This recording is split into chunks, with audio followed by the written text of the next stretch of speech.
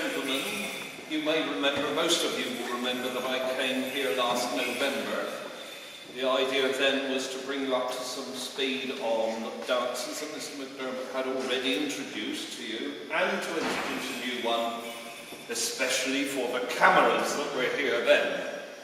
The dances that we do span several hundred years of English history, and it is our hope that by getting you doing some dancing, we may keep these dances going rather than let them die away. There is another reason. We do it for fun, and that perhaps is even more important. Allow me to introduce a fellow dancer of mine, Harry Stevenson, who is going to tell you a little more about the history of the dance.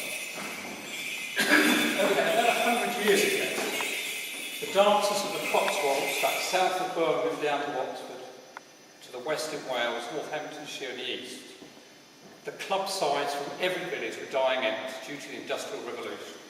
But a chap called Cecil Sharp started to collect these dances, having first seen a dancing side called Henderson Quarry dance on Boxing Day in 1899. He also collected a number of folk songs. But Morris dancing goes back 600 years to our knowledge. What I cannot tell you, and what nobody will tell you, is the origins of Morris dances. There are many, many theories. The first reference is midway through the 15th century in a will describing a Morris scene on a chalice. Now that can only tell a historian. It tells me that they must have known by reading that will what Morris dancing was. 50 years later, an actor of William Shakespeare's time called Will Kemp danced from London to Norwich over a week. Why? I can't remember. It must have been a bit similar to the long way yesterday, the 100 kilometres, and it was a bit longer. But William Shakespeare, of course, mentions Morris dancing in his plays, and I refer you to your English teacher for further details. I'm not a Shakespearean expert. What I can now tell you is the next 150 years after Oliver Cromwell, it died out in England because it was considered evil, pagan, but there was no evidence of it being pagan. But it came back once the restoration of the King, Charles I, for the next 200-300 years. And so we still do it today thanks to Cecil Sharp.